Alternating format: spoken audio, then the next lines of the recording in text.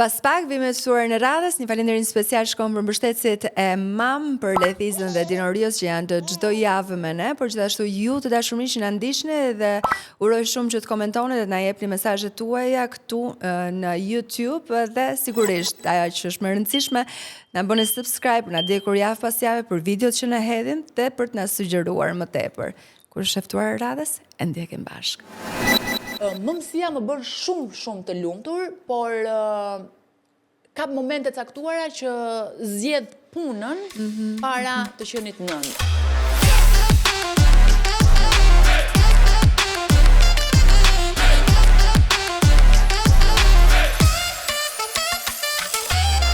Në mam kam një grua të fortë, pa filtra fare përgjithsisht, edhe është shumë e drejtë për drejtë, por sot në mam vjen për rolin e saj më të rëndësishëm si mami. Ka mamin e Amarës, Aurona Musta në studio, sot në mam, jam shumë e kënaqur që të kam. Sa prezantimi bukur, më pëlqen, Mami e Amarës. Mami e Amarës, të pëlqen si titull? Po, patjetër, më pëlqen. Ai titulli që ne marrim me aq shumë qef, kam përshtypjen të gjithë. Është titulli më i bukur. Në thëmë, pa çka se unë gjithmonë luftoj dhe loboj që një grua nuk është thjesht nën, por megjithatë titulli më i rëndësishëm dhe më i bukur patjetër që është mam.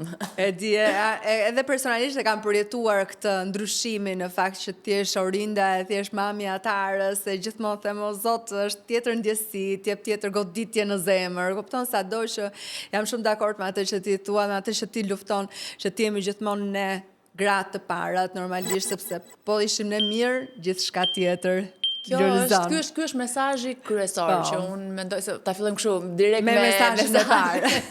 Po patjetër sepse e them gjithmonë që nëse një grua nuk është mirë vet, nuk mund të jetë kurrë një nënë e mirë, nuk mund të jetë kurrë një bashkëshorte e mirë, një vajzë e mirë, një motër e mirë, sepse është shumë e rëndësishme që të ndihemi mirë me veten tonë. Domethënë, ne në Shqipëri, edhe nga një model që kemi pasur nga prindrit tanë, nga nënat tona, nga gjyshet tona, që e kishin fjalën heroin si gjën më të rëndësishme, pra nëse ti thua që është një nën heroin që ka bërë kaq sakrifica, të shkel mbi veten. Po, ka shkelur mbi veten, ka dëruar mbasi një marrëdhënie të dhunshme, që nuk ka pas dashuri, ka vajtur në punë, ka ardhur dhe është bërë shërbëtore e familjes, e burrit, e vjerrës, domethënë kjo ishte kulmi i misioni, po, misioni në jetë ishte kryer. Dhe ne jemi rritur me këtë modele, që për fat keq shumë gratë vazhdojnë ti kenë edhe ti shohin si modelin ideal, po për mua jo. Për mua një grua që jep rëndësi, jep respekt vetes së saj mbi të gjitha,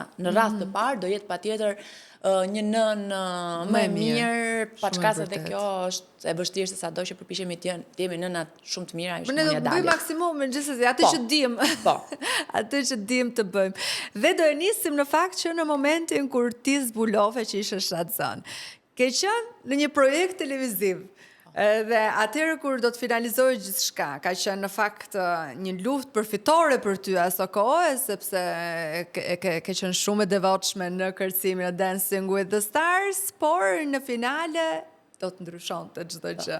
Paktën ti do e kuptoje, ndoshta të tjerët jo, por ti do e kuptoje. Unë do e kuptoja dhe s'do e kuptoja çfarë po ndodhte me mua, çfarë po ndodhte me trupin tim. Unë 2-3 javët e fundit Dancing fillova kisha një lloj debulese, një lodhje, një prekesha me një herë, vinte për të qarë me çdo gjë dhe nuk po e kuptoja se çfarë po ndodhte, pa çka se në atë kohë ne po tentonim për një fëmijë, po mua në mendjen time unë isha aq shumë e fokusuar te Dancing në atë kohë, saqë edhe këtë i bëja ishte një gjë mekanike. Dhe nga që kisha tentuar, ishte muaji 3 që ne tentonim, duart e parë nuk kisha mbetur 7 zënë dhe nuk po jepja rëndësinë e duhur. Thjesht mendoja dhe lodhja, Dancing 3 muaj, stresi dhe lidhja me këtë pjesë të lodhjes fizike. Dhe finalja, domethënë e Dancing ka qenë me vërtet unë me zi prisja, një projekt që unë e doja aq shumë dhe kam shkuar aq shumë, me zi prisja të mbaronte. Thoya domethënë më ka ardhur në maj të hundës, nuk po duroj dot, mos më vinte të flija, më vinte të rria, nuk jepja maksimum, bëja ato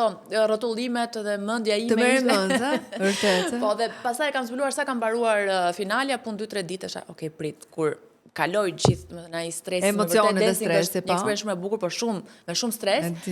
Tash Një sekond, se ka diçka që nuk shkon. Unë që dua të fleq në orën 6 dhe aty More një test? testin dhe zbulova që ishte shtatëson. Patë frikë në atë moment, Arnon? Po, Rinda, me thënë të drejtën, paçka se unë kam qenë një natyrë që gjithmonë jam stërvitur shumë dhe kam lexuar shumë edhe për rëndësinë që ka stërvitja si para shtatzënisë, si gjatë, ashtu dhe mbas, sërish toja, mos mos jam hedhur më shumë se ç'duhet, mos kam bërë pirueta më shumë se ç'duhet, e ku di un padjeshka gjitha këto, kështu që ishte një lloj frike, por rezultoi një gjë shumë e mirë sepse mendoj që dhe gjithë këtë dashuria që Amara ka për kërcimin, dhe gjithë energjia që ajo ka, me siguri. Që kur është ngjizur pra. Është ngjizur duke kërcyer.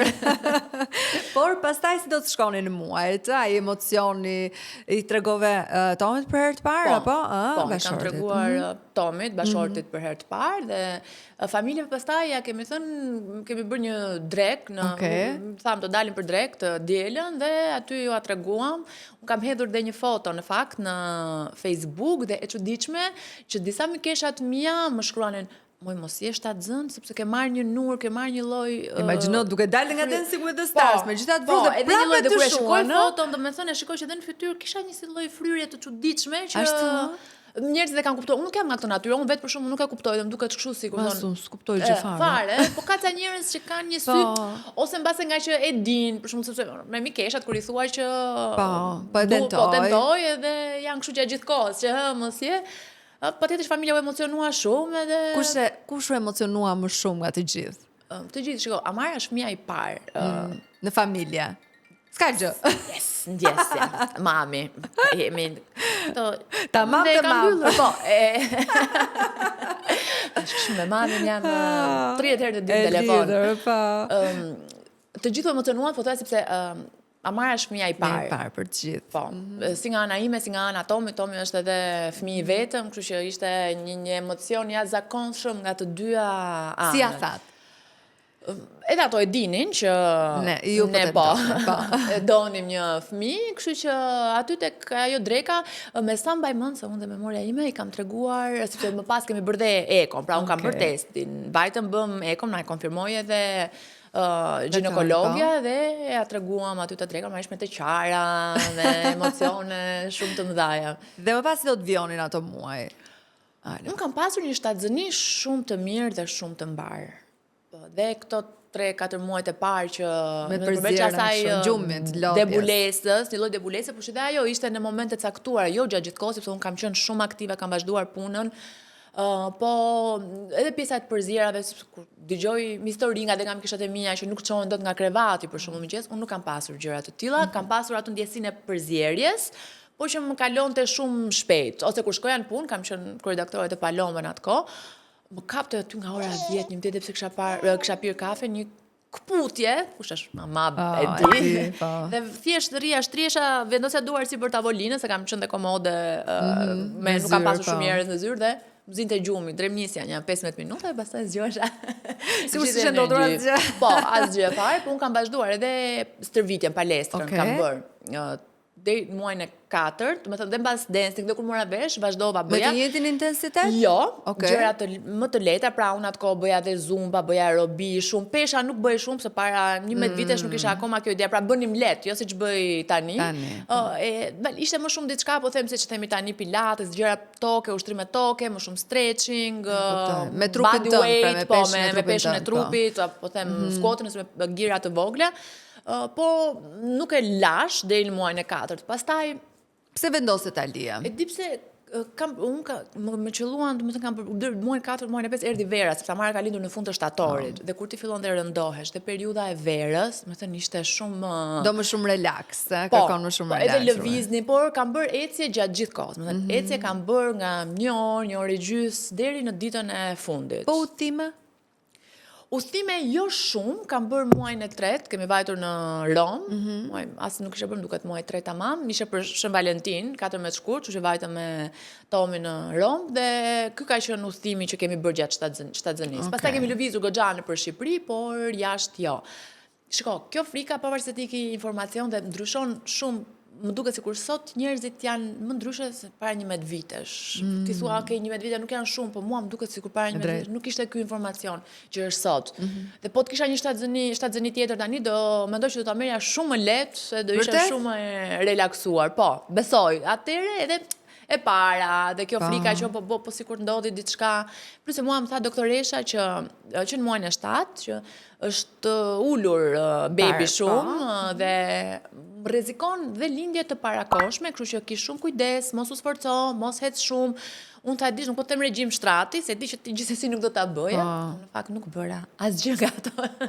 Që më tha, unë jam njëri shumë aktiv, unë nuk imagjinoj dot, unë gjatë gjithë kohës kam ecur vetëm eca dhe në mes të gushtit, në mes të vapës, unë ku shkoja te Paloma, unë lëvizja gjithkohon në këmbë. Thoja, po mendoj se ndryshe do i kishe bërë dëm, kam përshtypjen, sepse ti duke qenë se isha aktive, kjo ndoshta nuk të pengonte për të vjuar. Duke qenë gjithmonë një person shumë aktiv, pra nuk e bëja me sforcë, sepse nuk dua t'jap dhe këto mesazhe që tani bëni heroina të shtatzënisë, nëse e para një patjetër që duhet dëgjuar mjeku, dhe nëse mjeku mendon që ka diçka që nuk shkon, duhet ta dëgjosh, duhet dëgjosh trupin tënd, duhet ta njohësh trupin tënd, unë njihja trupin tim mjaftueshëm për të kuptuar që ai pasiviteti isha e bindur që do më bënte më dëm, sidomos më ndërisht. Kështu që edhe kështu rezultoi si përfundim. Me qenë se jemi këtu përpara Ardis Samarës edhe këtë problemin në muajin e 7, le të themi që u diktua nga doktoresha, edhe për të dhënë mesazhin edhe tek mamat personal, individual tëndin, por edhe nga ana profesionale, sepse ti merresh me stërvitje, trajnon njëkohësisht, kështu që ti vet sot kur e shikon që po të shikosh edhe pjesa e Instagramit, shikon goca që edhe pse janë në muajin e 9 shtazanis ngrin pesha për shembull. Unë kam një lloj skepticizmi krahas kësaj, domethënë kur e shikoj, sepse më duket pak një rrezik kot pse duhet ta marrësh vet. Tani duhet di mendimin tënd në këtë pikë. Shikoni, unë vetë kam menduar shumë shpesh këtë gjë. Nga njëra anë ndjej një admirim shumë të madh për gratë që stërviten gjatë shtatzanisë. Por nga ana tjetër kam edhe atë frikën se ndonjëherë mesazhet që jepen nëpërmjet rrjeteve sociale keq kuptohen. Mua vetë për shembull më thon shpesh më shkruajnë vajza që Alina dua të marr një nga programet e tua, po jam shtatzën, mund ta bëj? Dhe unë pyes se them, je stërvitur përpara? Jo, asnjëherë është hera parë, po dua tani se nuk dua të shtoj pesh. Në këto raste unë nuk i rekomandoj që mund të nisin dhe të bëjnë gjëra të lehta, më shumë stretching, i them bëni më shumë ecje, bëni lëvizje të vogla në shtëpi, po një trup që nuk është mësuar me stërvitje, nuk ka se si të jap një ngarkesë të tillë edhe një sforcim të tillë në një periudhë që sido që të jetë është një periudhë delikate. Patjetër, kush është marrë me stërvitje nuk ka pse ta lër, dhe stërvitja gjatë shtatzanisë bën mirë, por gjithmonë rekomandoj që të bëhet me një personal, me një person që të jetë afër dhe të rekomandoj gjërat që duhet bësh, sepse unë kam lexuar shumë dhe jo çdo lëvizje bëhet gjatë periudhës që je shtatzan. Patjetër që ka lëvizje të cilat janë më me risk. Kështu që duhet të jetë edhe instruktori vet, unë mendoj që jo çdo instruktor mundet të ndjeki gjatë shtatzanisë. Pra nuk është një shaka, nuk është një loj, nuk është një risk që ti thua hajtë se dali ku dali. Me thënë, kush e bën këtë gjë, për mua realisht riskon shumë. Ka persona, ka instruktore, ka persona që janë marrë sportiste, që janë marrë gjatë gjithë kohës me stërvitje dhe i ngren fundja dhe ato peshat e rënda. Unë vetë do e kisha me frikë, unë vetë. Por nëse dikush e një prap mjaftueshëm trupin dhe ta thash, ka vite dhe është stërvitur, di sa mban, di ti u ekzekutoj ushtrimet në mënyrën e duhur, pra nëse ti rrezikon të dëmtohesh normalisht nëse nuk di ti ushtrosh dhe ti bësh ushtrime siç duhet. Imagjino gjatë shtatzanisë dhe nuk e dua, domethënë dhe ti jepet dhe ky presion në fund unë vetë kam shtuar 20 kg. Sepse e mora me një qetësi, e mora dhe atë stërvitjen e bëja, nuk shkoja me stres, e bëja sepse unë isha mësuar ashtu, unë kisha 10 vite që stërvitesha dhe mungesa e stërvitjes do më rëndonte psikologjikisht me gjitha. Por e shijova, e lash veten time që të haja ato gjërat që më pëlqenin, të përkëdhelesha, pra nuk jam dakord dhe me këtë stresin që bëhet tek nënat e reja që duhet të jenë perfekte, nuk duhet të shtojnë, ka një peshë ideale, ta thot ginekologu vet, patjetër që është mirë që mos të kalosh atë 12 ose 15 kilshin edhe në bazë të gjatësisë që ke, edhe në bazë të peshës me cilën je futur në shtatëdhëni, po unë vetë shtova 20 kg, e dija që e kisha atë vullnetin që më mbrapa do i kthehesha në formë, erdha në formë sepse muskuli ka memorje, unë edhe palestrën nisa mbas 3 muajsh, po edhe isha stërvitur për gjithë ato vite. Po me ushqimin, si ke qenë? Kam ngrënë, ka qenë një, dhe me thonë, unë dhe sot E çfarë haja më tepër? Ka qenë këto, si quajmë, si na bën rolls. Po. Sa isha Me kanellë, kështu, po. Sa ishte hapur te rreth rrotullimit Tiranës 3, mbaj mend dyqan. Unë të haja 5, 6, 7, ato dhe nuk isha të ngopur. Ato kanë qenë fiksimi im i shtatëzanis. I thoja, më kujtohet dhe një nga mërzitjen e mia më të mëdha që kam qarë, i thash Tomit kur do vinte në shtëpi që më bli dhe ai nuk e di, erdhi më vonë, nuk më kishe bler. Fundi botës. Si ti, po më se nuk bëj se hap për ditë. Aty kam abuzuar shumë. Me sheqerin dhe ato kisha fiksim. Po, pastaj sepse normalisht do bëj edhe pjesa e glukozës. Kisha frikë dhe analizat më dini po se kjo më ka ndodhur, domethënë me këtë fiksimin e kam pasur diku nga muaj 7, muaj 8, po nga fundi, po. Muaj 8-9 madje. Dhe nga që bëja dhe analizat se në atë periudhë më duket bëhen dhe më shpejt se nuk më shpesh edhe dilja mirë dhe thoja jepi se nuk do t'i hash më. Po mbas lindjes pastaj kam qenë shumë strikte. Po, jo strikte sepse edhe këtë mesazhin nuk dua që ta jap edhe duhet një rrugë e mesme. Unë nuk jam as për këtë pjesën e abuzimit që pi, hap, sepse do vjen qumshti. Apo se po pim për 2, apo hap për 2. Jo. Duhet gjetur balanca, duhet ngrënë. E di se shpuna Orinta, unë mendoj që njeriu që sa vjen në jetë, e derisa ikën nga jeta, duhet të gjejë atë balancën e duhur dhe të ngrënit të shëndetshëm. Drejt. Ti nuk ha shëndetshëm se je shtatzën, ti nuk ha shëndetshëm sepse je me gjithdhënie, ti nuk ha shëndetshëm sepse po je provime dhe pra nuk ha shëndetshëm sepse janë faza caktuara të jetës kur ti duhet ha shëndetshëm. Ti duhet ha shëndetshëm gjithmonë. Për mua balanca, si çdo gjë që jam përpjekur në çdo gjë në jetë, balanca është çelësi. Nuk jam as ato njerëz që nuk kam ngrënë përveç periudhës së pandemisë që kam ngrënë me gramatura, se kisha çat bëja dhe kisha kohë të masja.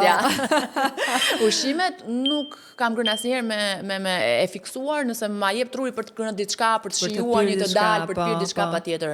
E bëj dhe këtë gjë kam bërë dhe pas shtatëzanisë nuk më ka ndikuar fare as tek qumshi dhe pse bëja stërvitje, dhe pse isha në një kalori deficit të lehtë, prap haja ushqime që unë e dija që bënin mirë për qumshin, që pastaj ndikon shumë ujë, duhet të pish sa më shumë, uji është kryesori, hidratimi. Pi sa më shumë ujë, redukto sa më shumë stresin dhe është dhe pak genetike, më thënë. E di ma mërmondja, sepse edhe pjesa e stresit është kortizoli, i cili ndikon në momentin që edhe në prolaktin pastaj më mbrapa. Ndërkohë, lindja i kishte planifikuar natyrale apo me C-section? Unë doja të lindje natyrale. Dhe me doja që ndo lindje natyrale, se thash, me thënë, duke qenë se e prish, thoja, do lindë... E përballoj, po, dhe e përballoj, dhe parametra, doktoreshëm të është i ke gjitha tamam, s'ka arsye pse. Nga muaj 7 që supozoj që do lindje, unë nga marrë lindje 41 javë, 3 ditë. Ashtu, deri në fund. Ekstrem. Sepse tani këtu jemi në një podcast që flasim kështu me gjitha, unë nuk po hapesha. Kështu thuhet kanë një term që kështu e themi, po kështu as 1 milimetër. Dhe bëja këtë vizitën një ditë po, një ditë jo, për të parë, dhe vajta ka qenë premte, dhe tha doktoresha prap, tha nuk ja as 1 milimetër, dhe me thënë, edhe Amara në eko dilte 4 kilogram, nuk dita dhe unë se çfarë të them, sepse edhe po pritet sa do hapesh, është rreziku që ajo është shumë e madhe dhe do përfundosh e qarë dhe mund të qarë shumë keq, kështu që e mendojmë, tha, shikoj pritet 2 ditë dhe hajde të hënën, po që bëjmë operacionin. Shumë kam ardhur, nuk kam më nerva, nuk dua, nuk e mbaj dot më. Do futem direkt. Tani? Po, tani. E do futa direkt. Pa valigje, pa gjë, thjesht u futa. Mora në telefon, mamin i thash valigjen, se normalisht që kisha gati, ma sill edhe ndërkohë që ato vinin sillnin valigjen, unë nisha në operacion. U futa dhe si kujton atë qarën e parë të saj? Shumë emocionuese, janë shumë, më vjen shumë keq që nuk kam asnjë foto dhe asnjë video nga ai moment. Është një nga pengjet më të mëdhaja që kam, nuk e di pse, domethënë. Po pse kanë shoqet tuaja para 11 vjetëve? Se dhe këtë gjë e ka menduar, mos ndihemi tani kështu, se tani e shohim që të gjithë... Jo, i kanë tani vitet e fundit. E pra. Se edhe unë për shembull e kam parë vitin që lindi Atara, e pash po bëheshin si kisha parën përpara vet, edhe pash madje ka qenë Eni Vasili që lindi një javë para Atarës, edhe e thash, "Ua, po se unë se mendova këtë gjë, se kisha menduar fare." Dhe shqyr zot kisha njerëz aty në sallë, domethënë ato që ndihmonin. Nuk ka qenë kjo ideja, nuk e di. Dhe foto e parë është kur ma kanë sjell pra kur e kishin veshur dhe unë isha në dhomë dhe ma sollën dhe atë foton e kam amarën të veshur, po aty në dhomë nuk e kam edhe jam në kështu. Po si kujtim vizual e kthen shpesh? Po, e kam dhe e bukur është që mbaj mend që kemi folur gjatë gjithë kohës për Dancing with the Stars, sepse stafi që isha aty e kishte ndjekur dancing. Po sigurisht, po. Edhe unë nuk kam kuptuar asgjë, vetëm dhe se mendoja që do zgjaste më shumë, ka zgjatur shumë pak si procedurë, dhe unë bëja muhabet dhe vetëm kur e shikoj doktorin që e kishte nxjerr mamarën dhe ua, pse linda? Dhe pastaj normalisht të shpërtheva në lodë. Kur lindi Amara, mban mend sepse është ai momenti që me këmbëngjan, ë? Edhe unë e di ose pa e them tash se me kë më gjajti, nuk më gjajt me asnjërin, as me veten, as me... Por gjithsesi, ti e mban më i ngjan burrit, më ngjan mua, do të thënë të erti një kështu? Po, kanë thënë se Amara ka pas fytyrën rumbullake kur ka lindur edhe thoshin kur e kanë pa, ua, qen ka kopjo perlati, babi im. Ua, fytyrën rumbullake si perlati. Po, Amari ka ngjarë Tomit mendoj shumë deri në një farë moshe. Pastaj tani them që ka nga të dy. Sepse ajo që më ka pas pjesën e syve e ka marrë ka shumë si Tomi vetullën, sa pjesën e gojës dhe dhëmbët dhe këtë vrimën të mjekra e ka goxha nga mua. Plus se tani që është rritur edhe më imiton pak në të folur dhe ka marrë një çik më shumë hijen time. Unë mendoj, duke lënë modestin më njanë, që ajo ka marrë më të mirat e të dyve. Vërtet, kjo është shumë e rëndësishme edhe sigurisht unë nuk po të kërkoj se kujt i ngjan, se normalisht ai është fëmijë unik, është vetja dhe këtë duhet themi vazhdimisht. Po, patjetër, po ka fëmijë që shiko kur i shikon, thua, i pas ka prer kokën, kjo shpreha është ka dalë prej undës. Se kemi ta shprehje çuditshme në Shqipëri, mamit ose babit, që unë nuk mendoj që Amara është nga ato një prerje. Si kanë qenë ato ditët e para, kthimi, ka pasur vështirësi, pate mbështetje? Po, kam pasur shumë mbështetje. Jo vetëm ditë e para, po e deri sot e kësaj dite, dhe kjo është bekimi dhe fati më i madh. Është arsyeja pse unë kam kaluar periudhën pas shumë thjesht, kam pasur vetëm sa baby blues të lehta, nuk mund të flas për fat të mirë as për depresion, sepse ndihma që kam pasur ka qenë maksimale. Nga mami dhe nga Vjera shumë, nga babi dhe nga Vjeri shumë, nga Tomi, nga motra. Unë kam qenë e rrethuar me ndihmë. Kështu që kjo ka qenë një gjë që ma ka lehtësuar jashtëzakonisht shumë të gjithë rikthimit, të gjithë rrugtimin dhe të gjithë procesin dhe fillimin e mëmësisë. 2 javë e para mami erdhi ndënti tek unë, sepse kisha shumë nevojë, nuk e laja dot, as unë as Tomi, pra na duke si një gjë e lante mamin e kam tip shumë të shkathët edhe duke sigur këto frikrat do bjeri, nuk di se si ta prek, e kam pasur me frik, po jo me këtë ankthin që të ndjesha keq, se di që ka nëna që e përjetojnë dhe këtë mënyrë që pse nuk po e bëjun këtë gjë, po e bën mami, jo. Më erdhi shumë natyrshëm dhe mami më ndihmoi shumë, por nata që ka qenë nata e parë, pas 2 javësh, se kanë të 2 javë fikse që mami iku, mua më duk sikur unë u braktisa dhe ishte sikur isha vetëm. Ajo, edhe sot e kësa ditë e kujtoja të natën, më thënë nuk kam fjetur fare, më duke sikur Amara do mbytej, sikur nuk e kuptoja kur duhej të pinte, qaja, më thoshe Tomi, po pse bën kështu, i themi prap bardhës të vi, jam unë këtu, më thënë, Tomi nuk e llogarisja fare, domethënë te kjo pjesa se më duket sikur ai s'dinte dhe nuk dinte në fakt. Kështu që nuk ka qenë vitin e parë Tomi nuk ka qenë, kishte më frikë se mua, ishte më edhe më mbrapa kur kemi folur, më duket sikur ishte një gjë e huaj që kisha ardhur në shtëpi, nuk e kuptoja akoma që ishte fëmia jon. Pastaj më tha mami që do të vi pak, do të vi sërish edhe cane të tjera, po e kuptova që sa më shumë shtyja aq më e vështirë do bëj, kështu që të mësohesh me të. E përballova dhe A kalove ti kohë të gjatë me bebin, pra le të themi u shkëpute nga punët, ju dedikove vetëm asaj? Po. Unë kisha edhe luksin, pavarësisht se punoja në privat, në atë kohë isha kryedaktore Palomës, punoja gjatë gjithë javës nga shtëpia dhe shkoja vetëm të premten që bëja faqosjen dhe atë me zje prisja, si ishte domethënë gëzimi më i madh, po ikja në punë që dhe të shkëputesha nga mblodhja, nga amara, se mbasi do flasim për këtë pak më vonë, nuk është fare turp dhe nuk të bërë një nënd keqe të duash që të shkëputesh nga fëmija, qofte edhe kur ajo është vetëm një javëshe, 2 javëshe, 1 muajshe, sepse ke nevojë. Ke nevojë, për të marrë energji, për të bërë një restart. Jo, është restart. Është fiks një restart, një dëshirë për të qenë ti me veten tënde dhe unë këtë gjë e kisha kur shkoja tek gazeta, por pjesën tjetër pastaj isha shumë komode, isha në shtëpi, edhe kur punoja nuk pra ishe një punë që... Ka qenë fëmijë mbar? Amara ka qenë fëmijë mbar, po me gjumin ma kanë nxirr jetën. Na kanë vuajtur shumë. Amara zgjohej çdo një orë për të pirë dhe kjo gjë ka vajtur deri 2 vjeç, pas çka se unë gjirën ja kam hequr diku te 1 vjeç e 4-5 muaj, 3 muaj tani se, por deri 2 vjeç ajo zgjuar shumë.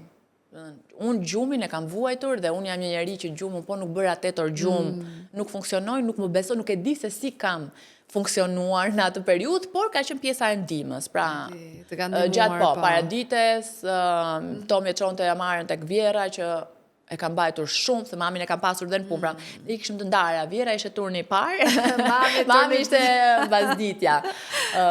Dhe pjesën e gjumit më ka lodhur shumë.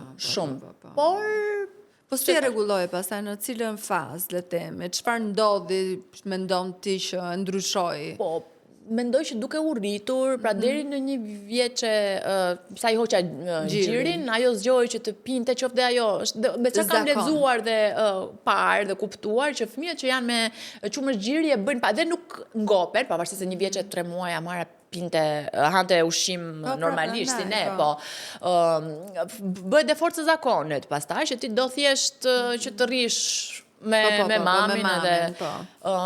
Sa u mësua pastaj gradualisht, derisa erdhi kjo mosha 2 vjeç që zjojë, mbasere, mjep ujë, dua ujë, dua të vite krevati, këto gjërat.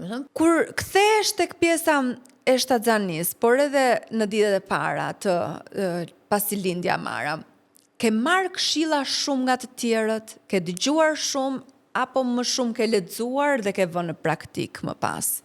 Unë kam lexuar shumë, më ka ndihmuar, besoj edhe shkolla, unë kam studiuar për psikologji dhe pjesën e zhvillimit të fëmijës e kemi pasur, e kemi studiuar në të 4 vitet.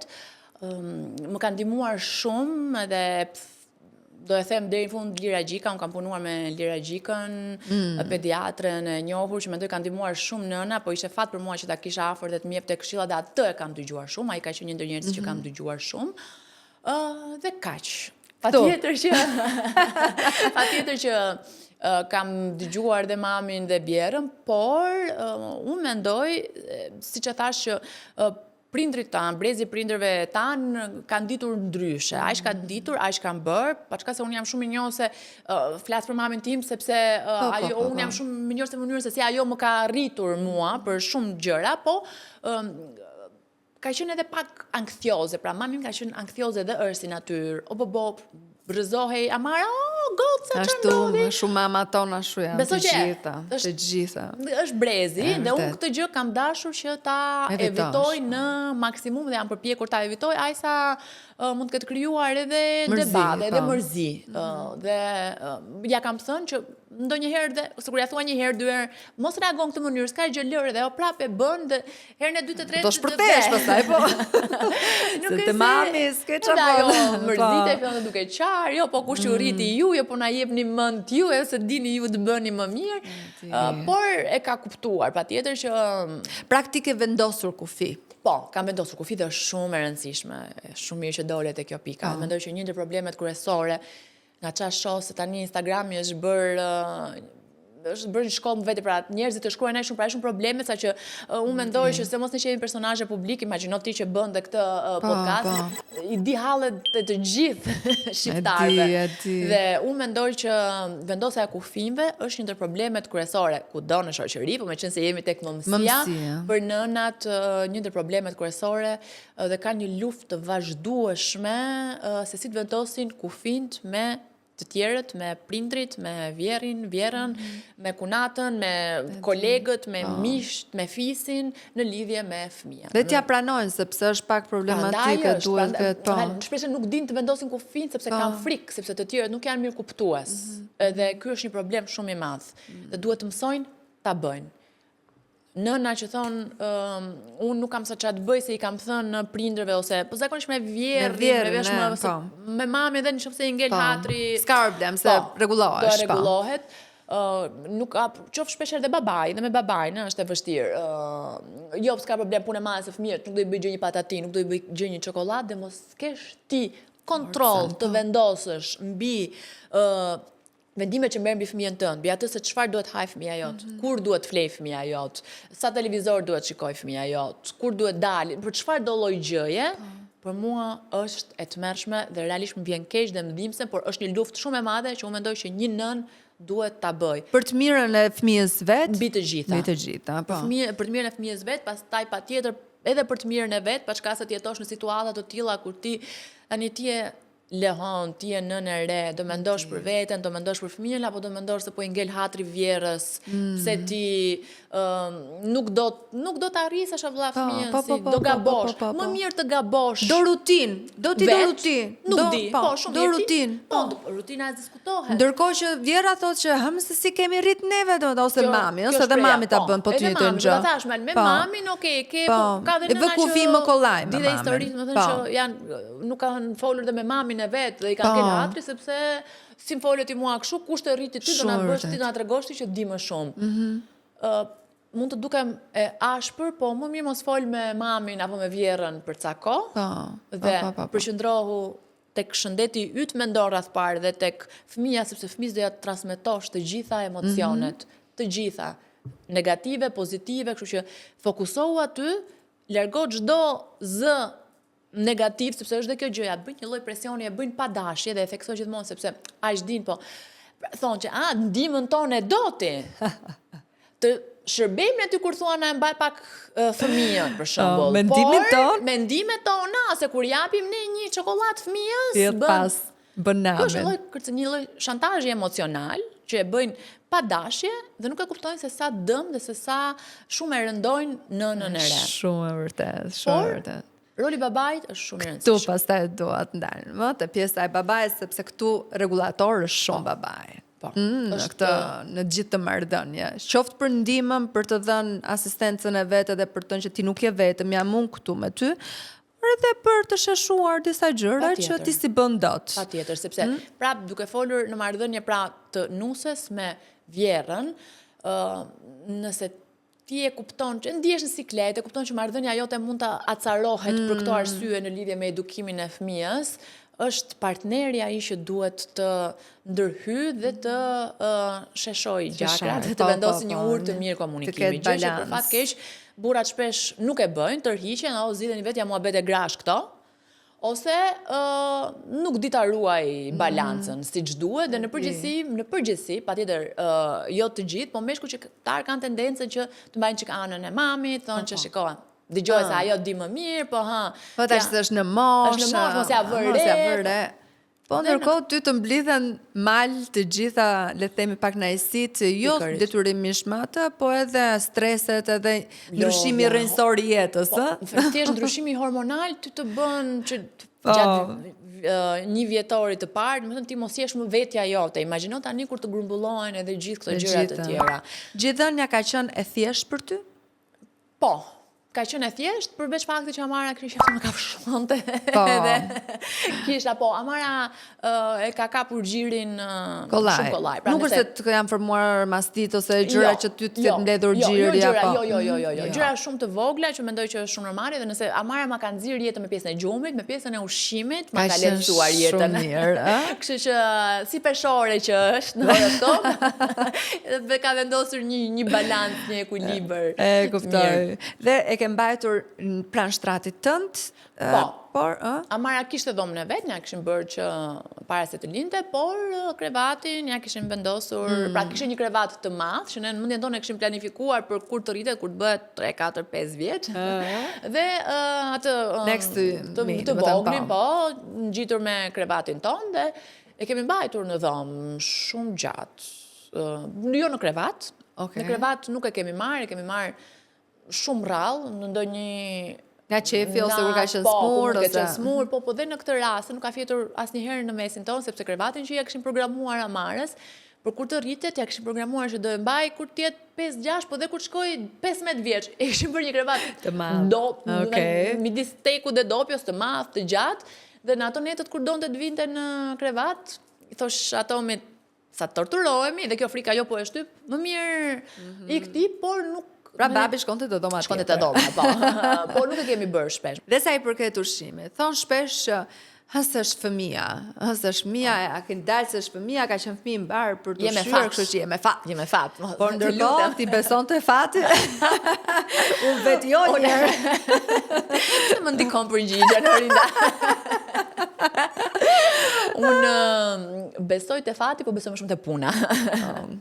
Dhe mendoj që çdo gjë në jetë, nëse fati nuk di ta punosh siç duhet, nuk të çon asgjë kundi. Dhe mua ma thon shpesh këtë gjë, sidomos në lidhje me ushqimin Amarës, duke nisur nga motra ime, thosh ti je me fat se të ka rënë një fëmijë i mbar dhe prandaj që i ha të gjitha, ose shpeshherë kur e kam darë këtë temë edhe në Instagram ose kur nxjerr ushqimet që Amara ka ngrënë, po që e vogël, thoshin sa mirë ti je me fat, se për shembull më thon tek këtë, japin këtë shembullin që un kam 2 fëmijë. Njëri mi ha të gjitha, tjetri nuk mi ha. Pra, po mendoj që mbase me një fëmijë mund nuk e përpjekur, mund të jesh lodhur, unë kam qenë shumë strikte tek pjesa e ushqimit. Amara i ka ngrënë të gjitha që e vogël. Nuk i kam kursyer asgjë. Që të gjitha ushqimet. Edhe kur nuk i ka pëlqyer, kam tentuar, nuk kam hequr dorë. Nuk hap gojën pra këtë gjëra, nuk hap gojën, nuk do të hash këtë, rri. Nuk ja ke kthyer në stres, pra. Shiko, në stres nuk ja kam kthyer, por nuk, pra nëse ti nuk do e hash këtë gjë, provoj një, shikoj si është. Nëse nuk mund të dorëzohem direkt tek fjalia e parë që thotë jo, unë nuk e dua këtë, dhe ti jap makaronat sepse dihet edhe unë vet po të jem, do zgjedh makaronat para brokolit. Po. Besoj që çdo njeri këtë zgjedhje do bënte. E vërtet. Por sot do hash makaronat, nesër do hash brokolin patjetër, do hash të puren me dhe kam komunikuar, dhe kam folur, dhe jam përpjekur t'ia shpjegoj, se mendoj që është shumë e rëndësishme kjo pjesa. Pra jo merr hap buzët kështu me dhunë dhe fut lugën se kështu përveç se do e bësh ta urrej dhe më shumë atë ushqimin, nuk do sjellja asgjë të mirë.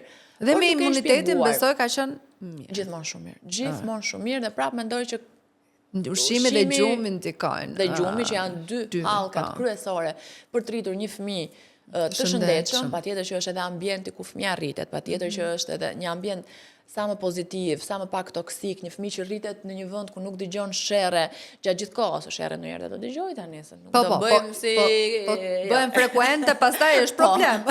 Se ne jemi munduar me Tom në fakt që debatet ti bëjmë gjithmonë larg syrit të Amarës, po jo gjithmonë ja kemi arritur. Pra ka momente që ne kemi ngritur zërin dhe... Po plus që edhe duhet mësohet, sepse të menaxhon situatën në atë rast, të kupton se si menaxhohet një situatë. Por që të rritet një fëmijë gjatë gjithë kohës, një ambient ku një prindrit vetëm bërtasin, vetëm zihen, nuk kanë komunikim, ne kemi treguar edhe dashurinë gjithmonë, dashurinë kemi treguar gjithmonë syt Amarës. Më kujtohet ku Amara duhet të qenë 3 vjeç, 4 vjeç, ka qenë e ulur mbrapa, biles më e vogël, ka qenë te Seggiolino dhe unë kam bërë një video që jam duke u putomi për jep të makinës, unë jam tek vendi i parë dhe puthnim njëri tjetrin puthë Amara nga mbrapa që ja bënte kështu. Edhe e hodha në Instagram, ka qenë një video shumë e bukur, kam hedhur video në Instagram dhe Amara që gëzonte. Dhe aty kam pasur, më kujtoj komente që si vjen turp, si e mësoni fëmijën, si mund të putheni në buzë në sy të fëmijës. Fëmija është shumë më mirë që të rritet dhe të shohi dy prindër që pusen, se sa dy prindër që zihen. Kështu që mënyra ambienti ku e rrisim fëmijën ka shumë rëndësi. Edhe sikur mos jetë kjo zënja direkt, pra ti mund ta evitosh zënja në sy të fëmijëve, por se mos lidhja që ka me nënën, fëmia e kupton ngarkesën emocionale, Kur e është kupton kur dy nuk është prindër mirë. që po, Edhe unë që besoj maksimalisht tek kjo. Ti mos s'ke se ti thuash asgjë, ajo do të kuptoj emocionin tënd. pikërisht. Shumë e vërtet. Dhe prandaj baballarët i rikthehem të kenë sërish janë kujdes. shumë të rëndësishëm, shumë të rëndësishëm. Sepse gjithmonë tani janë ndërgjegjësuar për fat të mirë, por gjithmonë babai është parë si një njerëz që vetëm bën atë procesin e sjelljes në jetë dhe pastaj ka për detyrë të punojë të sjelli lekët dhe kaq. Shumë baballarë janë ndërgjegjësuar, kujdesen shumë për Ka ndryshuar fëmijët, por shumë, duhet po. kujdesen po aq shumë edhe për mamin. Dhe kur jam këtu tek pjesa e le të themi bashkëshortit të Tomit në lidhje me Amarën. Por gjithashtu duhet ta nis që prej fillimit. A ka qenë aq i përkushtuar sa ç'është sot Tomi me Amarën? A ja ka ndruar Pelen? Ja. Jo. Ja. Nuk e ka ndruar për Lenat. Nuk ka qenë val. Vitin e parë, Tomi ka qenë shumë më distancë se sa është tani. Ne diskutonim këtë gjë, dhe ai më thoshte që mua më duket, nuk mësohem akoma, më duket si një gjë Sikur të thyej, po. si një gjë, sikur nuk është një gjë e ime, dhe ai vetë nuk dinte si ta shpjegonte, nuk e kupton, nuk e kishte atë lidhjen. Pavarësisht se për shembull unë kur ikja në palestër, ai e mbante. Dhe kjo pjesa e qëndrimit me të më ka ndihmuar shumë, kur qante, më ndihmonte, duke qenë se unë e kam pasur me gjithëdhënie, edhe kur çoj natën, unë kam qenë ajo që e kam mbajtur më shumë, sepse i jepja qumshtin, pra nuk i ka dhënë ndonjëherë që ti ngrohi qumshin, sepse Amara ka qenë me gjigja gjithë kohës. Kur Amara u rrit, kur filloi të fliste, diku te 1 vjeç e gjys, lidhja atyre ndryshoi kështu, si me magji. Dhe sot e kësaj dite, ata janë bashk gjatë gjithë kohës. Dhe Tomi, ndryshe nga unë, mund të heqi dorë nga çdo gjë, realisht nga çdo gjë, vetëm që të dedikohet Amarës. Pra Tomi mund të lërë një takim shumë të rëndësishëm pune, nëse duhet të çojë Amarën në boks dhe nuk bëhet fjalë që Amara tiki nga boksi, ose të jetë pak me vonesë. Amara për Tomin është prioritet dhe unë e adhuroj marrëdhënien që ato kanë. Thoja që nuk besoj që do ndodhte kjo gjë, se Tomi duke qenë dhe fëmijë i vetëm, ka qenë shumë i përkëdhelur gjithë kohën, edhe i llastuar, dhe ishte ai që donte gjithë vëmendjen, po me Amarën është për mua është realisht babi perfekt. Ideal, ndërkohë. Shumë. Mendoj Tomin e ke gjithë kohën në biçikletë për lehtësim që të ketë mundësi ta çojë Amarën në 2-3 kurse në të njëjtën kohë mbas dite, vetëm që ti mbushi kohën, dalin për piknik. Kur janë ditët shpesh herë madje edhe ma thonë që po ti ma thot Amara që po pse vetëm me babin do dalim në piknik, pse nuk vjen ato dalin, bëjnë hecje. Unë jam pak shumë workaholic. Në base kjo është ajo pjesa që ne duhet ta kuptojmë edhe vetë, edhe mos të gënjejmë veten tonë, po unë mendoj që të qenë të sinqert me veten është gjëja më e rëndësishme, është ajo që na ndihmon që të jemi të qetë, pastaj edhe me gjithë botën. Unë jam një grua që jam shumë e prirur drejt punë. Puna më jep një kënaqësi shumë të madhe. Të bën më të mirë. Më bën më të mirë, më bën më të lumtur, më motivon. Mëmësia më bën shumë të lumtur, por ka momente caktuara që zgjedh punën para të qenit nën. E di që kjo gjë do gjalli, sepse është ajo që diskutuam në fillim, është kjo patjetër që balanca, ashtu siç unë vendosa vitin e parë të heq dorë nga shumë gjëra që ti dedikohesha Amarës, ashtu si në shumë raste, unë nga që nuk doja t'i prishe ky orar i gjumit, nuk dilja në darkë, sepse nuk e imagjinoja dot që Amara që flinte që në orën 8, të përgjente mua me Amarën 8 duhet ishte në krevat. Por, nga ana tjetër, nuk kam hequr dorë as nga kënaqësitë, nga gjërat që mua m'japin kënaqësi, mbase do ta bëja, po mos kisha Tomin kaq të dedikuar. Dhe prandaj them që në fund fëmia bëhet dysh dhe rritet bashk dhe duhet gjetur midis të dyve balanca. Si ndryshoi marrëdhënien tuaj ardha e Amarës? Në çift. Unë nuk mendoj që e ka ndryshuar shumë. Nuk të them as që po flasim gjithmonë për fillimin, e ka bërë më të fortë, as që na ka larguar. Ishte njësoj siç ka qenë. Unë mendoj që Tomin e ka ndihmuar dhe e ka bërë shumë më të përgjegjshëm. Dhe kjo gjë më pas është reflektuar edhe në marrëdhënie. Unë mendoj që ardha e Amarës në jetë, Tomin e ka rritur shumë si person. Pra nga ideali i përkëdhelur që ishte, ai e kuptoj që... Për të marrë një përgjegjësi të fortë, dhe që e kuptoj që po. kishte këtë thirrjen për të bërë baba, për të qenë baba pas një vjet. Pas ja marrë u bë një vjet. Pas ja marrë të flisë të hecë dhe ai mund të bënte po çmenduritë e vet asë ato që do o zot, më thënë, më bëjnë me dhimbje zemre sa herë që janë bashkë. Ne kemi qenë shumë njësoj. Unë për shembull nuk e kemi lënë amarën që të na bëj që na humbi ky pasioni që ne kemi me njëri tjetrin. Unë e kam thënë gjithmonë, një nga gjërat që ne të dyve na ka lidhur ka qenë pasioni. Ne jemi shumë pasionant si çift dhe rrugës për fat mirë rregulluam dhe komunikimin që nuk e kishëm, se ndonjëherë pasioni i madh të bën që edhe të jesh edhe në të folur shumë pasionat, të kesh sherrë, debate dhe kështu kemi qenë 2-3 vitet e para tona. Më vonë gjetëm dhe rrugën se si të komunikonim në mënyrë sa më të shëndetshme, të i bëheshim dhe shok të njëri tjetrit. Dhe jam shumë e lumtur për këtë gjë. Ne kur duhet dilnim bashkë, dilnim vetëm të dy, Amara arrinte me mamin ose me vjerën. Kur duhet të udhtonim, udhtimin ton të parë, të gjatë, kemi bërë kur Amara ka qenë 2 vjeç, gjys, 3 vjeç, dhe ne kemi vajtur në Kuba 10 ditë.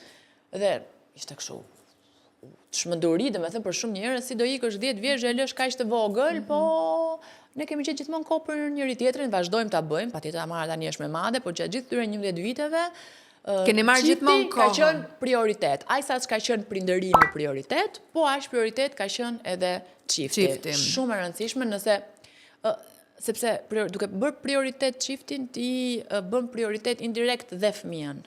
Qartë. Unë kam qenë një njerëz që divorcin e kam parë gjithmonë si një alternativë të shëndetshme kur familja është e pashëndetshme. Është më mirë të ndahesh se sa të jetosh në një ambient toksik. Pa mendon që në ditët e sotme po shkohet shumë shpejt drejt divorcit. Patjetër, pra nuk po jepet një mundësi çiftit, marrëdhënies për të parë nëse ka një alternativë tjetër të mirë, pozitive. E them gjithmonë, jo të qëndrosh në marrëdhënie toksike, jo të qëndrosh në marrëdhënie të dhunshme, jo të qëndrosh në marrëdhënie kur ti e kupton se kur tjetri të thotë që unë ty nuk të dua dhe nuk dua të rrim me ty dhe ti të përpiqesh me çdo kusht që të kthesh mendjen, unë nuk jam për këtë gjë. Por edhe të ndahesh që në sfidën e parë, që në vështirësinë e parë, mendoj që pra ka kaluar pak nga ekstremi në ekstrem, nga ato heroinat që tham fillim që ishin nëna tona që rrinin edhe kanë ndëjtur në marrëdhënie që mund mos kenë qenë fare pozitive që i bënin çdo gjë vetë në familje, tani kemi kaluar tek e kundërta që për vështirësinë e parë më të vogël, nuk më duhesh më, i largo. Ose fik, ose edhe kjo, nuk më duhesh më. Shpeshherë vajzat, gratë shikojnë meshkujt si një mënyrë dua të bëj një fëmijë dhe kaq. Po jo. Vërtet, po. Duket sido që tjetë, unë mendoj që fëmija është mirë që të ketë të dy prindrit. Të dy. Jetës nuk i dihet asnjëherë. Familje mund tjetë edhe kur je vetëm. Patjetër. Mund tjetë shumë e shëndetshme kur ti je vetëm, sesa kur je në marrëdhënie dhe e theksoj këtë gjithmonë. Por unë mendoj që duhet bërë një përpjekje që në momentin që sillet në jetë një fëmijë. E para njëherë të mendohet mirë me kë sillet në jetë fëmia. Është bërë si një gjë, hajde bëjmë një fëmijë. Dhe e dyta, të përpiqesh në momentin që e sjell në jetë, të bësh maksimumin që të rregullosh, jo të rrish për, domethënë është kaq e vështirë kjo pjesa, jo të rrish për inerci, po vërtet të përpiqesh që ti ta rregullosh atë marrëdhënie, po, ta rregullosh. Kur e do marrëdhënie përpiqu ta rregullosh të dy bashkë. Jo vetëm nga njëra anë, prap s'ka kuptim. Nuk funksionon. Por për të bërë këtë gjë nuk duhet që të lihet bazdore çifti në momentin kur vjen fëmia. Se unë mendoj që ky është sepse ka shumë divorce që ndodhin fill pasi vjen fëmia. Vitin e parë, 2 vitet e para, sepse nuk e përballojnë dot atë jetën e re. Sepse sigurisht fëmia është vetëm përgjegjësi e nënës, nëna duhet i bëjë të gjitha. Ndërkohë që babai vazhdon bën të njëjtën jetë, të qetë, të lirë dhe s'ka se si të funksionojë kjo marrëdhënie. Çerde, kopësht, shkollë. 3 etapa të rëndësishme. Dhe ti, të paktën çerdja e kopshtit, po është rëndësishme edukatorja që ti ta ketë qef, ta shijoj, të futet në një sistem i cili është jashtë familjes dhe të jetë sërish i shëndetshëm. Shkolla është akoma më rëndësishme, sepse do jetë aty për një kohë të gjatë dhe do e formëzoj akoma më tepër. Si ka qenë për ju kjo?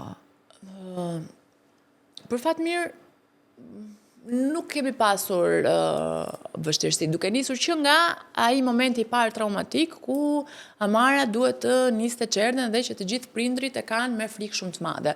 Unë gjithmonë kam qenë e vetëdijshme, kam dashur që Amarën ta çoj në çerdhe, pavarësisht thash ndihmës që kam pasur shumë të madhe nga mami dhe nga Vjera, doja që Amara të mësohej me shoqërinë, me rregullat, me të fitonte imunitetin shpejt dhe çerdhen e kam pasur një alternativë shumë mirë dhe prandaj e kam çuar në momentin që I lash gjirin, me njëherë 1 vjeç e 4 muaj, diçka tillë, e çova në çerdhe. Në nisët. Nuk kam qenë nga ato mamat që kam qarë me OI, kur e kam çuar në çerdhe, sepse e kam në mendjen time e kisha shumë të ndarë, po. Që është një gjë që është për të mirën e Amarës. Dhe ajo do kënaqe. Unë jam natyrë përpiqem që gjërat e marr pozitivisht në përgjithësi në jetë. Dhe mendoj që po të rish të ngarkosh veten tënde, po ç'a do I ndodhi fëmijës, kisha lexuar, kisha parë.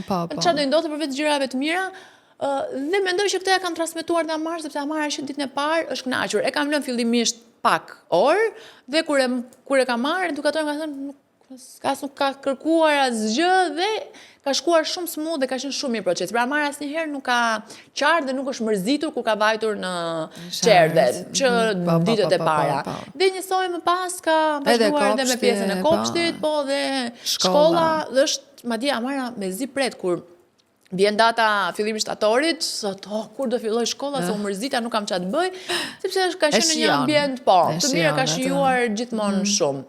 Por, jesh dashur në pjesën e shkollës ta stimuloni më tepër, t'jeni më shumë me të, t'i rini më shumë mbi kokë, apo është një gjë që e ka marrë përsipër shkolla dhe ju gjithsesi keni asistuar në forma tjera? Po, sepse në këtë pikë prap unë E ke deleguar vetes, jo. Këtë nuk e kam deleguar. Ja kam deleguar shkollës, I bën detyrat në shkollë, po I kisha premtuar vetes që unë nuk do bëhesha si mami im sa I përket mësimeve, që sot e kësaj dite është një nga makfet se mia vetëm dhe një nga traumat e jetës time, sepse deri në gjimnaz, deri në vit 4-rt, mami një ditë rastësisht, për shembull dilte, se mami ka pas dalë shumë me babën, vinte në orën 9, thoshte mua, "Ma jep librin e historisë?"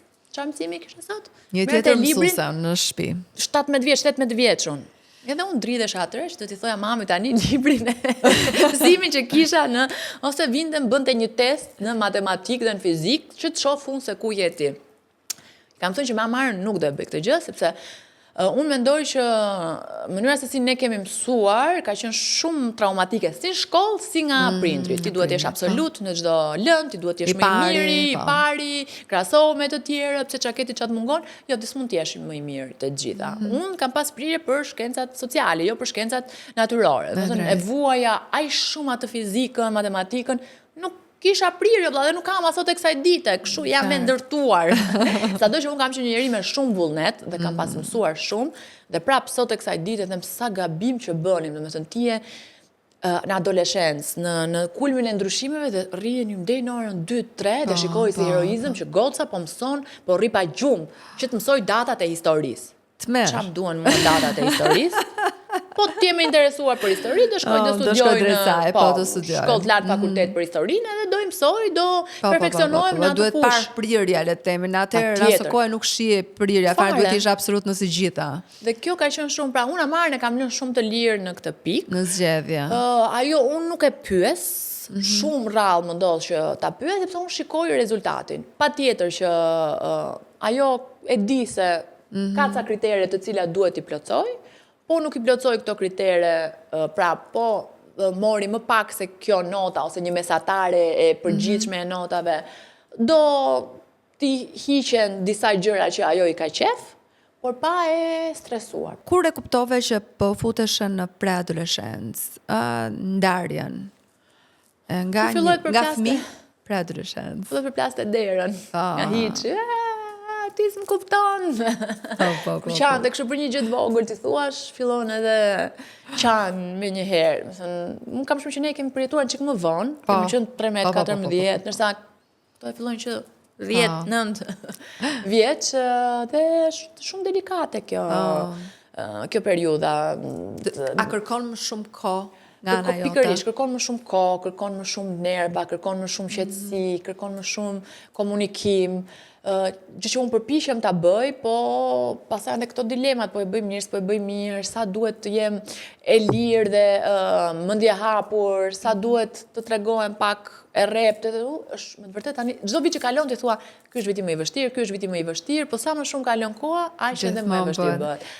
Po jam shumë e lumtur me të vërtetë që unë ndjej që Amara është e lirë të flasë dhe të komunikojë me ne. E di që nuk do jetë asnjëherë 100%, se patjetër unë jam mami, Tomi është babi, nuk jemi shokët dhe shoqet, por në shumë situata ku unë në moshë të Amarës ose pak më e madhe, nuk doja thoja Mamës. prindërve, mamit, se në atë kohë kemi pas mami se konceptonim që të flisnin me babi fare. Amara vjen ai thotë dhe shumë shpesh ndihet dhe më komode të flasim me Tomin se sa me mua, pavarësisht se flet me të dy. Dhe kjo gjë më gëzon jashtëmase, shpresoj të zgjasi sa më shumë dhe shpresoj që të ndihet, unë vërtet kjo është gjëja që dua më shumë, që ajo të ndihet e lirë të flasi me ne për çdo gjë. Si për gjërat më të bukura ashtu edhe për gjërat më të këqija, sepse të gjithë kemi gabuar, sidomos në periudhë adoleshence, dhe mbase problemi i madh ka qenë që përveç shoqeve dhe rrethit afërt nuk kemi ndjerë këtë lirshmërinë dhe komoditetin që të flasim me prindrit, me mamën, me familjen, sepse kemi pas frikë do ndihemi të gjykuar, do dënohemi, kush e di se çfarë do na ndodhi, dhe unë dua që Amara mos të ndihet kështu. Dua që ajo në çdo situatë, atë që ajo mendon që mund të jetë më e keqja për të vi dhe të na flasi me ne. Dhe për këtë po punojmë shumë. Vaniteti, Sephora, brandet, që i shef vërdall njëkohësisht. Si jeni qasur ju në këtë pikpamje? Sa i përket këtyre make-upeve, patjetër që dhe ajo kaloi diku te mosha 8 vjeç e nisi këtë maninë. Është rrethi, plus tani edhe video që shohin janë të gjitha me Sephora, me make-up. Me thënë drejtën kam qenë goxha e rrept, në radh parë gjithmonë duke ja shpjeguar, duke i thënë që arsyeja kryesore e para një fëmijë 8 vjeç nuk ka pse të vendosi blash, rimel, buskuq, nuk ka pse. Se je vogël, je bukur veç. Të kupton, është në një moshë të kupton. Po, kam folur, pavarësisht se është mërzitur, po jo pse, po jo një çik, dhe i kam shpjeguar pjesën e përbërësve dhe të ingredientëve, që për mua është realisht një ndër problemet kryesore. Në gjithë kimikatet që futen në trup. Kozmetika ka pjesën më të madhe të kimikateve. Po. Tani nëse ti nis këto gjëra dhe kështu ja kam thënë, ne i kemi nisur mami jot, i kemi nisur në një moshë më të madhe se s'kemi pasur dhe sa smundje ka sot. Imagjino ju, brezi juaj, që të fillojnë dhe t'i vendosin vetes tyre kaq shumë make-up në fytyrë, kaq shumë kimikate, nga ushqimi nuk do ruhemi do se do ham, sado që mendojmë që do ham shëndetshëm prap kanë 100 kimikate. Nga ku dyn ajri që thithim, s'kemi çfarë të bëjmë. Të paktën të evitojmë ato gjëra. Sa mundemi dhe sa kemi, sa jemi në moshë, kur janë përpjekur shumë t'ia shpjegoj, jo gjithmonë ja dal, se patjetër që ajo mërzitet, ka parfume, për shembull parfumin, ka qef janë këto Sol de Janeiro. I them paktën hidhet e bluza, mos e hidh direkt në trup. Në trup. Po teknologjia. Teknologjia kur e ke prezantuar për herë të parë iPadin, unë isha habituar me timin që nuk do merrte telefon deri në moshën 14-15 vjeç, thoja. Por e mori në moshën 10 vjeç e gjysëm. Për këtë çështje ne kontroll, duke qenë se shkon në për kurse, për shembull, ka kursin e boksit dhe nga boksi e kanë ngjitur me gjimnastikën, por ikën vet. Ajo 100 metra është, megjithatë ne duam, na thotë që shikoj unë dola dhe po arrita te gjimnastika. E kemi me këtë kontrollin prindëror, që çdo gjë që downloadon duhet t'i japim ne lejen përpara. I kam passwordin e telefonit, futemi, kontrollojmë mbasere çfarë bisedon me shoqet dhe ajo e di, pra nuk ja kontrolloj fshehurazi, ajo e di. I ka diçka një fillim që mami nëse ose babi do ta kërkoj, do ta shikoj, do ta hapim, do të shikojmë bashkë, sepse je në moshën që unë e kam të nevojshme që të kontrolloj dhe të shikoj se çfarë po flet, mund bësh diçka gabim pa e ditur dhe të paktën të ta këshilloj. Të duket e pamundur t'ia shmangësh Po, më duket e pamundur dhe sepse ka që thonë që po s'ja prezantove nga do e... Jo, në kohën që jetoj, mendoj që ti e izolon fëmijën duke e mbajtur totalisht jashtë. Pra nëse nuk do ketë, se ka shoqet amarshme që nuk kanë telefon, po kanë iPad. E njëjta gjë është pak a shumë, pra nuk është madhësia unë mendoj që njësoj duke ulëmton me të. diktatura nuk sjell asgjë të mirë. Dhe nëse ti bëm këtë presion që jo ti nuk do kesh asgjë, përveç se do ta bësh të krijoj një lloj urrëtie për ty si prind, përveç se do ta bësh të ndihet e veçuar nga shoqëria, nuk do t'i sjellësh asgjë të mirë. Rrjetet sociale janë shumë të rrezikshme. Interneti është shumë i rrezikshëm, është një nga frikrat e mia më të mëdha. Realisht unë jam e terrorizuar nga ajo që sjell për adoleshentët, për fëmijët, dhe është dhe shkencërisht e provuar interneti dhe rrjetet sociale.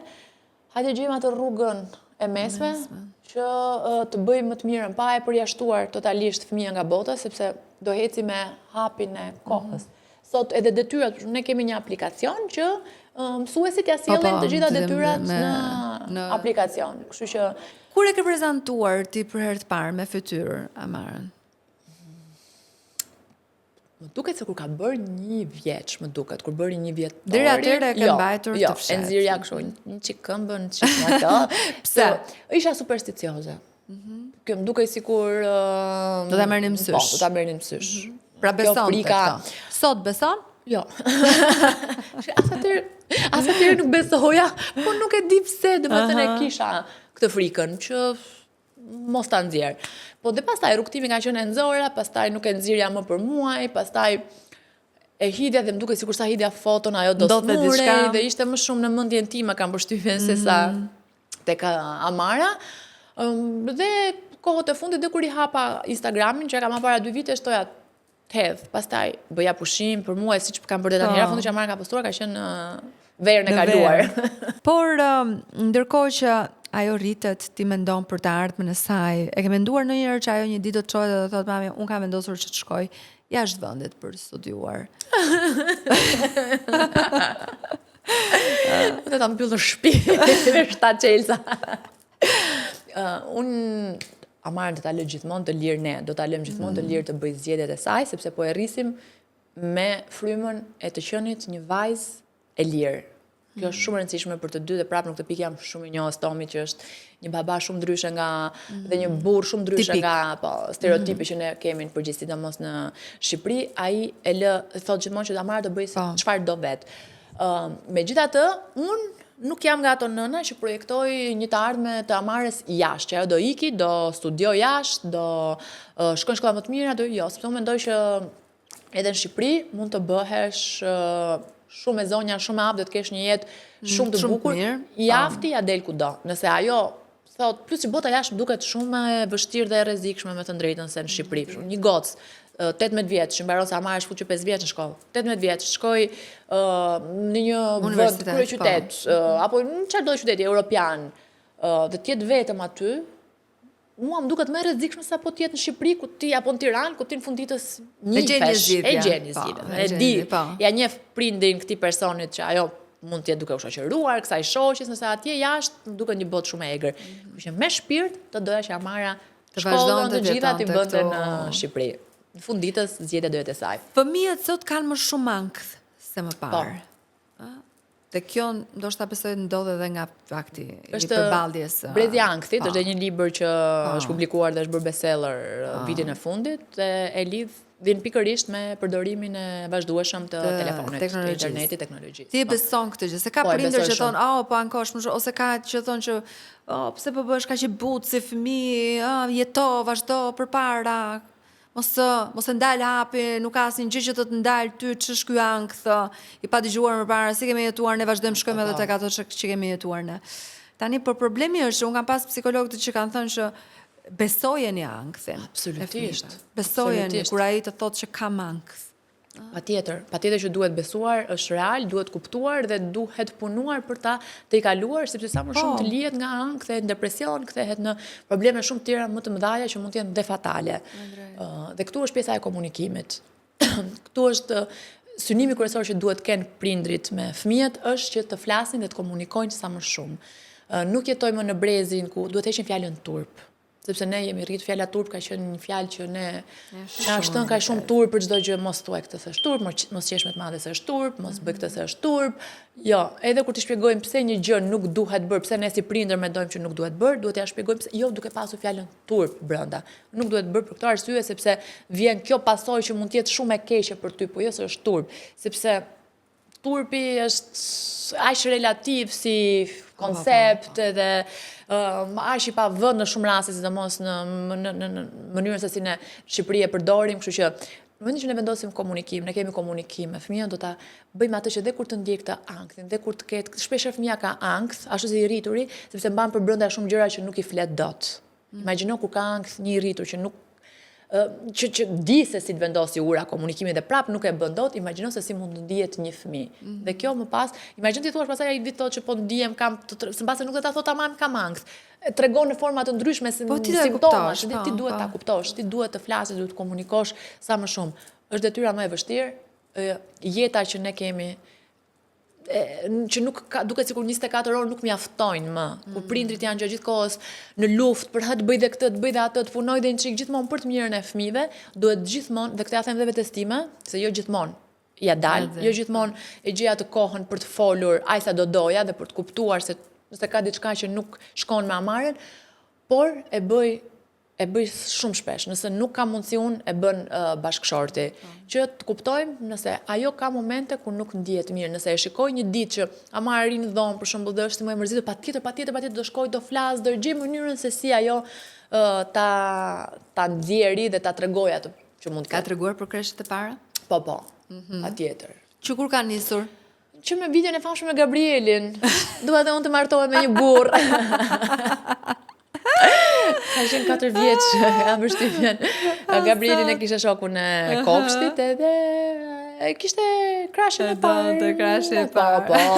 Gabrieli, në familjen Gabrielit njiheshim nga Kopshti edhe kishte një lokal edhe i merrte herë mbas here mami Gabrielit te lokali dhe hani makarona, kam sa video të lezetshme që Gabrieli ishte kështu, dhe Amara që hante makaronat dhe i merrte me dorë dhe i thanë, "Pu, më fëlliçi." E takuar sot me Gabrielin. E kemi takuar para 2 vitesh, në mos gaboj, rastësisht se ato më duket jetojnë jashtë tani, në aeroport në Itali dhe se cili ka vazhduar jetën e vetë, kemi pasur krashe të tjerë gjatë viteve. Më përpara fjalën turp, që në fakt duhet hequr nga fjalori, ashtu sekondër jam shumë dakord me ty. Por kam pasur Jonida Sheun që ka thënë po të njëjtën gjë, sa i përket turpit. Hiqe nga fjalori fjalën turp, mama tona na kanë bërë turp, na e bënin në zi çdo gjë. Dhe si mund t'i thuash një fëmijë 5 vjeç s'ke turp, uli ato këmbë, dhe ishte shumë e vërtetë fakt. Por kur shifja komentet poshtë, thonin nga kjo mungesa e turpit kemi arritur këtu ku jemi sot. Edhe ndërkohë, këtu duhet dalë edhe pjesa që kur nisi mam, thoja që nuk do ketë komente negative, se thoja të gjitha do e kuptojmë njëra tjetrën, se të gjitha jemi në një varg, si të ndodh ty, s'ndodh mua, pa atëherë të paktën marrim nga eksperienca njëra tjetrës që ças bën ti, s'po e bëj asun, ne ndjekim le të themi edhe disa këshilla në një mënyrë tjetër, domethënë nëse nuk më marrin një vend, i marrim ja pikërisht tek mamat këtu. Po s'kemi pse i gjykoj, mendoja. Unë do jetë shumë i qetë si podcast. Si rezultoi, rrugës se i kam parë dhe unë shpesh herë komente aty. Dhe ndërkohë nuk është kështu. Shiko, në fakt, Orinda, kjo është të mendosh pozitivisht, po unë mendoj që ndër njerëzit më të gjykuar janë pikërisht nënat. Që gjykojnë njëra tjetrën. Dhe them se në përgjithësi, mendimi im është që njerëzit që nuk ndihen mirë me veten e tyre gjykojnë. Nuk dua të bëj këtu më të mirën, sepse të gjithëve na ndodh që të gjykojmë. Pra, mbase nuk është fjala gjykim, mbase një veprim që ti bën dhe që bie nuk të pëlqen, bie ndesh me ato mendimet e mia. Pra, për shembull, mund ta marrësh gjykim, një gjë që mua nuk më pëlqen është kur fëmijët rrin deri vonë zgjuar. Pra, një fëmijë i vogël që rri deri në orën 12, dhe prindi thotë që po unë s'kam çfarë ti bësh, se nuk fle gjumë, mund ta quash gjykim. Nuk është gjykim, është mendimi im, që nuk është e drejtë. Pra unë nuk do ta bëja dhe më duket e padrejtë për fëmijën. Pra të gjithë. Po këtu jam okay, sepse këtu ndaj mendime. Po, të gjithë ne ndaj mendime dhe pikërisht mbase këto mendime që ndajmë na ndihmojnë që të përmirësohemi. Se ka shumë gabime që unë bëj si prindër kur i dëgjoj.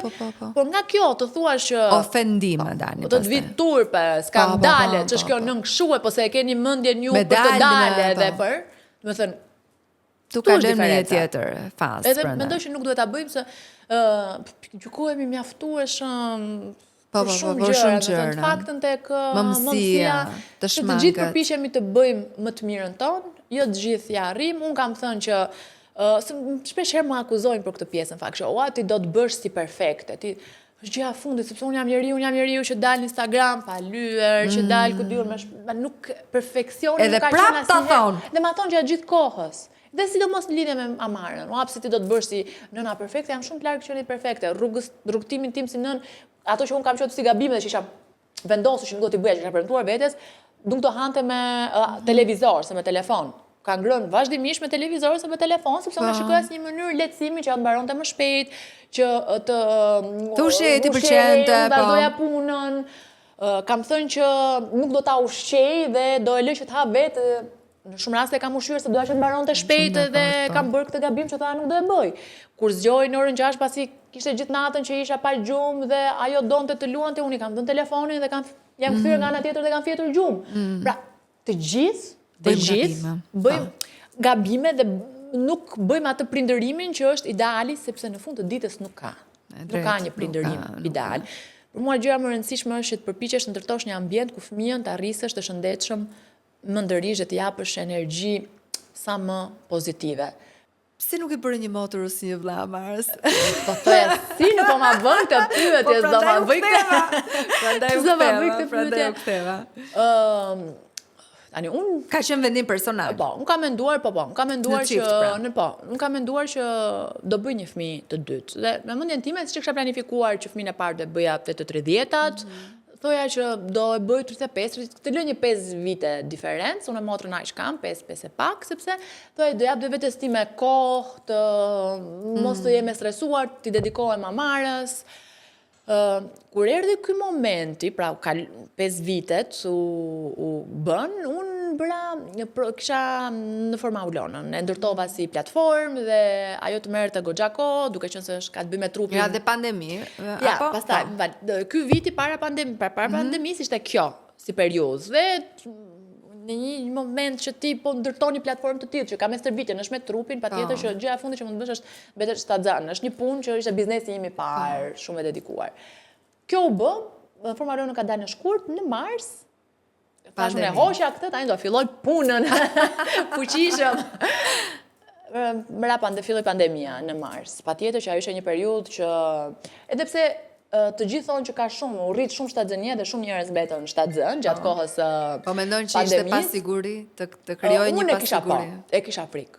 E kisha shumë frikë idenë që sepse unë kalova edhe Covidin, më pas ne bëm vaksinën të dyja doza dhe me mjekën vet time, ginekologën ta. Lër të paktën 6 muaj të kaloj sepse nuk e dim, është një gjë e panjohur për ne dhe nuk e dim se si mund të ndikoj. Kaloi pandemia, unë fillova më pas tjetër projektin e Healthylicious. U bëra 37, 38, dhe ishe kjo dilema, do të bësh fëmijë sepse shoqëria thotë që duhet bërë 2 fëmijë, sepse do që mos të ndjesh të fajin që mos ta lë Amarën vetëm, apo sepse vërtet e do. Dhe me Tomin duke u këshilluar dhe e kuptova që në moshën 38 vjeç nuk kisha më dëshirën edhe fuqinë. Sepse fuqia, se ma thonë shpesh kur e them këtë gjë, po ti që je, nuk është vetëm, është fuqia mentale në ratë parë. Është fuqia për të ajo frika që të prishësh të ekuilibrat që ne kishim ndërtuar. Dhe ne kishim ndërtuar një ekuilibër aq të bukur, të 3 bashk, me jetën që kishim, me gjërat që po bënim, saqë unë kisha frikë që mund të prisheshin këto ekuilibra. Dhe për sa kohë që ishim shumë të lumtur, nuk doja ta prishja. Nuk doja ta prishja dhe jam shumë e lumtur me jetën që kam, me zgjedhjet që kam bërë, me zgjedhjet që kemi, me gjërat që ne kemi ndërtuar. Nuk e mohoj që ka momente kur ndihet ajo që më shumë për Amarën. Pra, unë nëse do bëja një fëmijë tjetër, do e bëja me këtë ide që mos ta lë Amarën vetëm. Po unë nuk mendoj që fëmijët duhen bërë për këtë arsye. Është mbase mund të tingëlloj egoiste, kur unë mendoj që fëmijët duhen bërë sepse do vërtet. Ka gra që ndjejnë që mund të jenë nëna me shumë fëmijë, duan të kenë shumë fëmijë, duan të kenë familje të madhe. Unë nuk kam qenë ndonjëherë kjo. Mendoj që mbase jam më mirë si nën e një fëmije, jo e 2 apo më shumë fëmijëve. Çfarë do të thojë sot Amares? Dhe, po, më falë, do të them dhe këtë gjë, që shumë e rëndësishme që gratë mos ndihen në presion. Mos ndihen presion të bëjnë fëmijë nëse nuk duan të bëjnë fëmijë, sepse ka shumë gratë që nuk duan, nuk ndihen gati, nuk e shikojnë veten si nëna. Mos ndihen në presion nëse duan të bëjnë shumë fëmijë dhe shoqëria i thotë që jo, se duhet të jesh një grua në karrierë, jo ka gra që ndihen shumë rehat të jenë në mëmësinë, të jenë shtëpiake, të rrisin fëmijët shumë mirë. E rëndësishme është të bëjmë gjërat që duam dhe jo gjërat që duan apo projektojnë të tjerët për ne. E çfarë do të thojë sot Amares nëse shikon këtë intervistë apo një ditë nëse e shikon? Shiko, se mund të duket si fjali klishe, pa tjetër që jam njeriu më me fat dhe më i bekuar në botë që jam mami Amares. Ka qenë një fëmijë dhe është i mrekullueshëm, po gjithë përveç se më ka lënë pa gjumë, çdo gjë tjetër ja ke Amara, faturuar po, atë e kam në xhep. Çdo gjë tjetër Amara e ka bërë në mënyrë perfekte. Faleminderit që ishe në mamë. U kënaqa shumë.